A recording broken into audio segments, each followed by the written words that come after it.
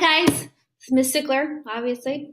I'd love to have you over my house and have a class, but that's kind of creepy and it's also not legal. So I'm inviting you to my abode. This is my bird, Cheech. It's going to be helping with today's lesson. Probably not. He's probably just going to poop on me. But we are going to take notes on the page of your packet called Theme in a Midsummer Night's Dream, the one that looks like this. If for some reason you lost it, you can find a PDF of it on Schoology. You can print it for yourself, or you can just take the notes on a piece of paper. It doesn't matter. Okay, so there's no way that I can see if you are writing your notes on this page, but trust me, you're going to write an essay about this. And if you don't take the notes on the page, you're going to have so much more work than if you just took the notes. So let us begin. The themes that we're looking at in A Midsummer Night's Dream are the following. True love isn't easy. Gender role inequality, which is basically when girls have to do things that guys don't have to do, or girls don't get to do things that guys get to do. Love is unpredictable and makes people do silly things. And something that is a little bit a higher level for those of you who want a challenge, which is society versus nature. There's definitely like town versus forest in this play. There's one that's already done for you, and there's one that we already did together in class. Anytime I write with this big chunky font, I want you to write the same thing on your page. So the first example comes from Helena when she says, "We cannot fight for love as men may do. We should be wooed, and we're not made to woo." Remember, woo means chasing after somebody for romantic purposes. God. Helena's been doing a lot of that lately. She's been chasing after Demetrius. So what's happening when this quote is spoken? Helena is chasing after Demetrius, but Demetrius wants nothing to do with Helena.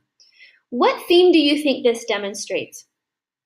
The fact that, specifically as Helena says, girls aren't allowed to chase after guys the way guys get to chase after girls. Very good. This is gender role inequality. Next example is, again, Helena. I want you to turn really quick to page 16, way back to Act 1, Scene 1.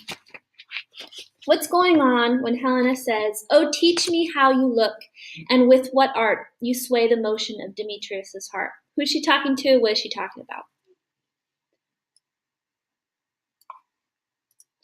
Helena is expressing jealousy that Demetrius loves Hermia and not her. So the fact that she literally wants to look like Hermia, that she's that obsessed, what does that demonstrate? I would say that this is love is unpredictable and makes people do silly things. Helena literally wants to look like Hermia in order to make Demetrius love her again. Kind of cray-cray, but we all know that if there's somebody we like, we may dress a little differently, we may act a little differently, especially in middle school and high school. So love is unpredictable, makes people do silly things. Next example comes from Robin. This is way back or way forward on page 92. Go ahead and go to page 92. What's going on here is that Demetrius and Lysander are now under the spell, and they are both begging Helena to love them back. And Robin, even though he is the one who caused all of this craziness because of his stupid mistake, he says, "Lord, what fools these mortals be." Basically saying like, man, these people are stupid. And even though fairies are responsible for what's going on in this story, Jude. Okay, someone's home, that's why he's freaking out. Let's go. Goodbye. I hope I put the cat in the other room. Oh God. So what's happening here is love is unpredictable and makes people do silly things. Even though fairies are the cause of all these problems in this play, this happens in real life. Does it ever happen that a guy will suddenly stop loving one woman who he swore he loved and then turn around like almost within a day and love somebody else? Yeah, that happens. That's real life. So the author knows this. Next example comes from Titania. And thy fair virtue's force perforce doth move me on the first view to say, to swear, I love thee. Who is she talking to? Go really quick to page 78. Talking to Bottom. She is under his spell. And she has fallen in love with him. But in real life, do people ever set eyes on somebody and swear that they love them? Yeah. So the theme is love is unpredictable and makes people do silly things. Next example is way back from Act 1, Scene 1. Hermia says, in the wood, there my Lysander and myself will meet, and thence from Athens turn away our eyes to seek new friends and stranger companies.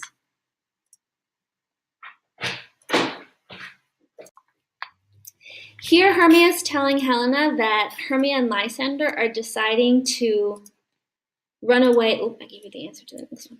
Run away into the woods because they know that they will be safe there from the law. For those of you who are up for a little bit more of a challenge, this is the theme of society versus nature. Because in society, in the city of Athens, you have these laws where girls can't marry the boys that they like, otherwise they're gonna have to die. So they're gonna be safe there. That's the society versus nature theme. Next example I'm going to give to you. Titania and Oberon are fighting, and their fighting has caused flooding, fog, the death of crops, diseased air. Elizabethans actually believed in this stuff. They believed that if some sort of deities or fairies were fighting, that was the purpose for floods, fog. We must have some fairies doing some serious fighting in Watsonville recently, specifically in our school building. That's the theme that true love isn't easy, because even the king and queen of the fairy kingdom have their own marital problems. Next, I'm going to give to you Quince, not Quince. Quince is directing the group of guys to rehearse their play in the woods because they feel safer in the woods.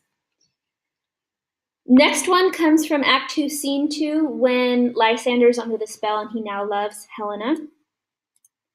He says, content with Hermia? No, I do repent the tedious minutes I with her have spent. In other words, Hermia, I'm tired of her.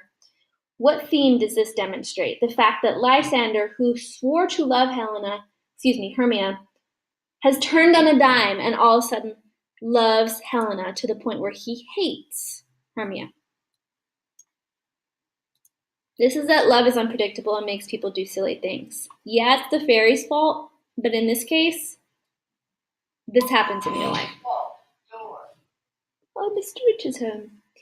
Theseus believes what happened to the lovers in the woods is, again, I'm going to give this to those of you who will be up for a little bit more of a challenge on your essay.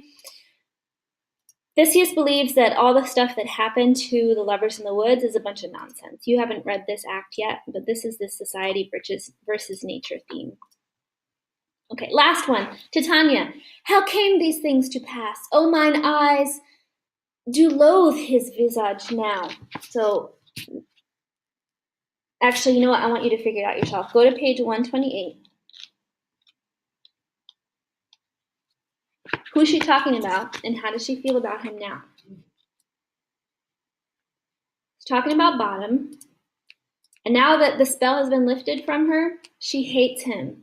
I mean, if you woke up with a donkey in your bed, you'd probably have the same feeling.